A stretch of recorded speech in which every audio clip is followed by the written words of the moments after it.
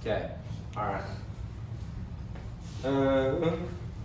So we did our price, so I'll back up a step just for the camera, I guess, not knowing when it quit off. So we took our crude protein cubes, we had our price per ton, we divided that by 2,000, got our price per pound. Took our price per pound divided by the crude protein in each cube.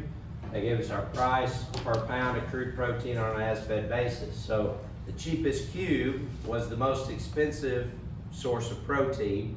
Most expensive cube was the cheapest source of protein because of the difference in protein content between the three. Okay, so the answer there would be the 38% protein cubes. So then in part H, it says we just picked the cheapest protein source.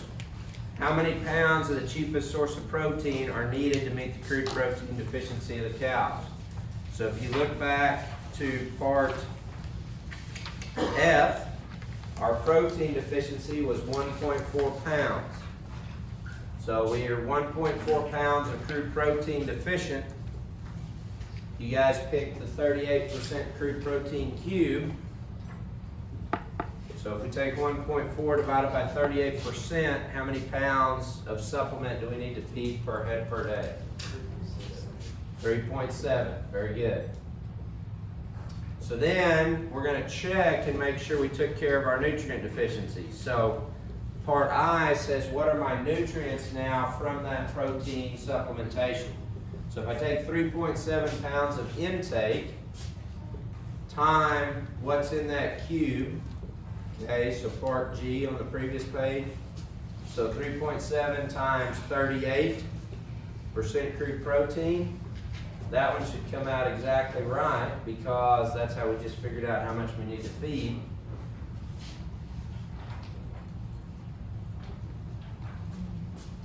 So 3.7 times 38 gives me 1.4 pounds of protein.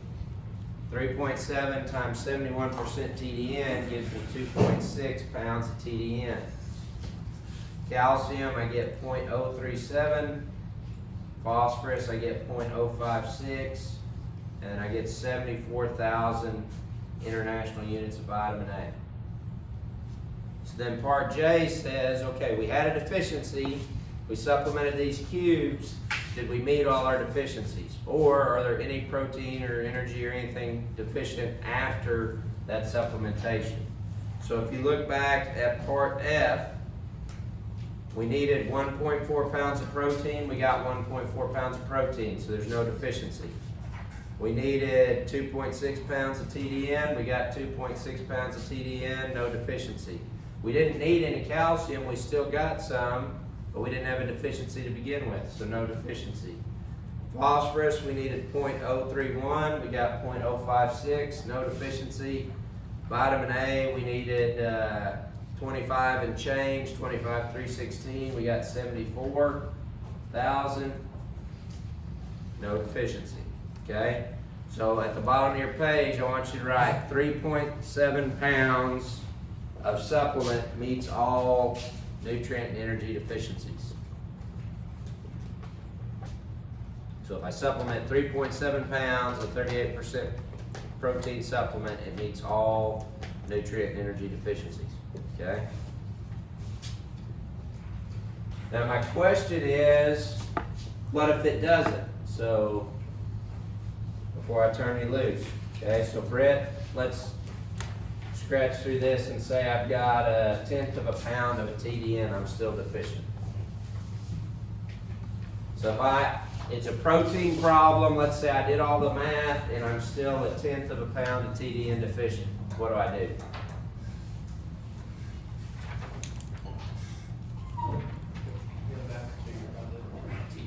Okay. So I could go back and supply that extra 1/10 of a pound of TDN. If you remember, my TDN requirement was like 12 or 13. Is 1/10 of a pound that big a deal if my cows aren't thin? Probably not from a practical standpoint. I'm probably gonna let them be cows. Now if they were thin or it was an energy problem, then yeah, that bothers me that I'm not providing enough energy. But I never said they were thin, I never said we were worried about energy. You guys told me it was a protein problem. I'm probably not worried about that from a practical production standpoint. It's such a small part of the requirement. What if phosphorus was 1/10 of a pound, or 0.01. Yeah, don't do that. What if phosphorus was deficient? Am I worried about that? Yeah, because it's still a decent amount. It's a bigger part of my phosphorus requirement. So I need 0.05 or something like that, and I'm 0.01 deficient. That's about a 20% deficient, okay?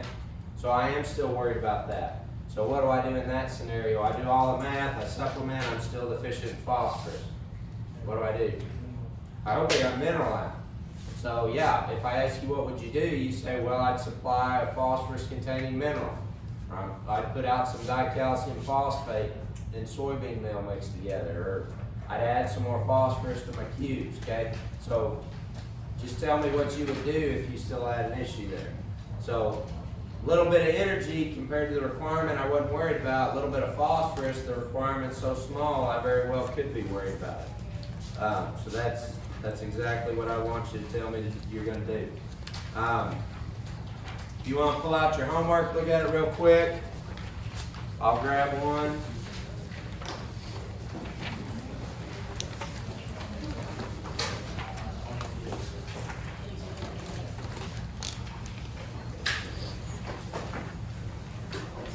Okay, so the first page is like what we started, except I'm giving you some more.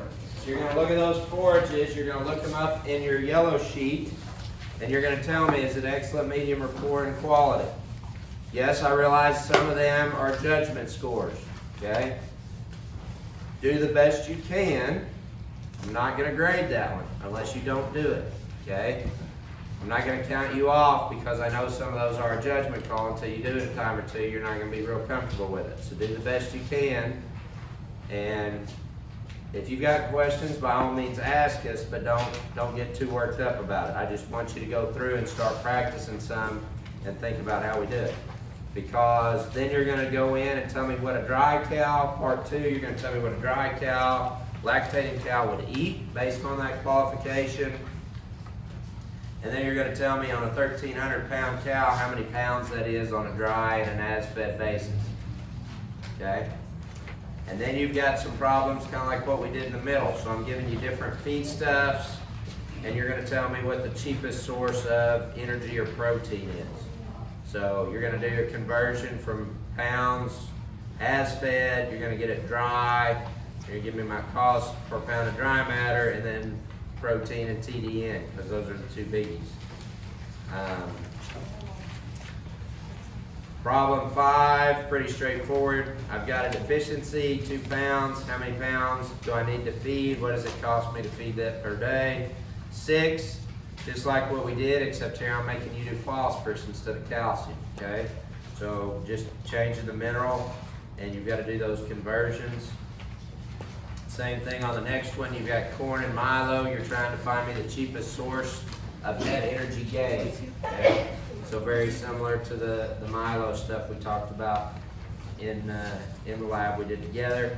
And then the last one is a nutritional problem like what we just did here at the end of class. Got the same sort of feeds and everything. We've just changed up the numbers, changed up the cow types. And pay attention to the back page, because I want you to tell me, so like part HIJ, okay? I want you to tell me how much you have to feed to meet both true protein and energy deficiencies, okay? So we just did protein, make sure you do TDN, and then how do you pick which number to use? So you get 5 pounds for protein and 10 pounds for TDN, how do you decide which one to use?